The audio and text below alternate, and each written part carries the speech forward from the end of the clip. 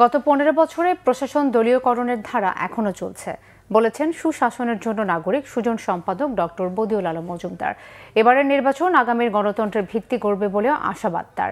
গণঅভ্যুত্থানের আকাঙ্ক্ষা, সংস্কার ও নির্বাচনী ইশতেহার নিয়ে দুপুরে ময়মনসিংহে সংলাপ শেষে বদিউল আলম মজুমদার এসব কথা বলেন। সুজন সংলাপটির আয়োজন করা হয় ময়মনসিংহ সদর ৪ আসনের প্রার্থীদের জন্য। এতে তিনি আরও বলেন, আগে দলীয়করণ হলেও এখন প্রশাসন ও আইনশৃঙ্খলা বাহিনী নিরপেক্ষভাবে যেন দায়িত্ব পালন করে তা নিশ্চিত করতে হবে। গত ১৫-১৬ বছরে ব্যাপক দলীয়করণ হয়েছে, যদিও দলীয়করণ অনেক আগেই শুরু হয়েছে এবং এই দলীয়করণের ফলে আমাদের প্রশাসনিক কর্মকর্তারা আমাদের আইনশৃঙ্খলা রক্ষাকারী বাহিনীর দলীয় সেই সদস্যতে পরিণত হয়েছে। তো আমি আশা করব যে নির্বাচন কমিশন এবং সরকার নিশ্চিত করতে পারবে যাতে প্রশাসন এবং আইনশৃঙ্খলা রক্ষাকারী বাহিনী নিরপেক্ষভাবে ভূমিকা পালন করে।